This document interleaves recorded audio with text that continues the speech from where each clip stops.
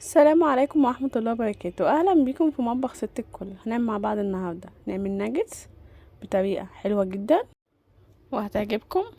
وتعالوا نشوف وصفتنا. معانا هنا 3 رغيف عيش فينو قطعتهم وهفرمهم في الكبة. اول حاجة هنفرمهم كويس جدا. فرموا معانا زي ما انتم شايفين كده. معايا صدرين فرخة من صدرين بس، وكوباية زبادي صغيرة، وملح وفلفل اسود وبابريكا، بودرة بصل، بودرة ثوم، وحبهان مطحون، ومعلقة بودرة ماء الدجاج. بس كده، دي البهارات بتاعتنا اللي حطينا على الناجتس. معايا هنا كيس فيجيتار، وبيضة عليها رشة فلفل اسود، ومعلقة صغيرة بيكنج باودر. بقى اشوفها طبعا لو محتاجة العيش الباقي معايا هزوده لو لقيتها طرية عشان عايزاها تبقى متماسكة. انا حطيت ال3 رغيف العيش الفينو كلهم. يعني هنحطها ترتاح في التلاجة لمدة ربع ساعة. بعد ما ترتاح في التلاجة هنجيب معانا كده كيس وهنفرده. عليه رشة دقيق من فوق ومن تحت، وهنفرد الفراخ بتاعتنا.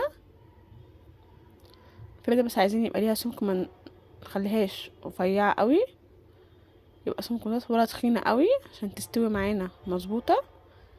معايا هنا نعملها باشكال.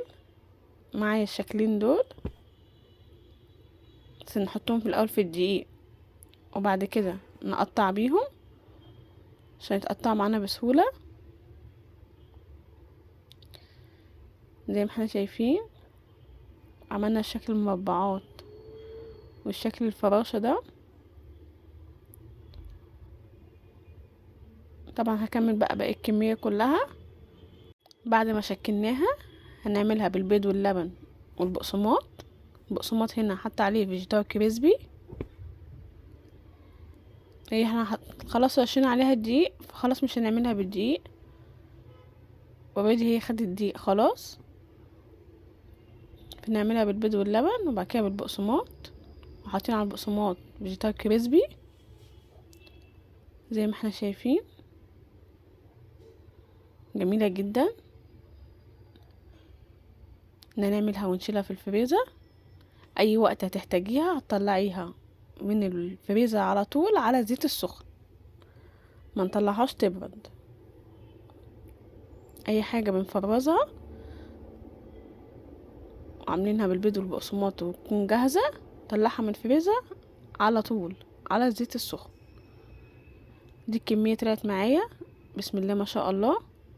عملوا لي 40 قطعه، كميه كويسه. دول قسمتهم وجبات وهشيلهم في الفريزر. وتعالوا ناخد كام واحده نقليهم مع بعض عشان نشوف مع بعض طلعت عامله ازاي. بجد جميله جدا. طبعا الاولاد كلهم بيحبوها، فهتبقى سهله عندك في الفريزر اي وقت هتطلعيها وتقليها على طول. طبعا حاجه معموله في البيت تبقى مضمونه وضمناها وانت عاملاها بايديكي.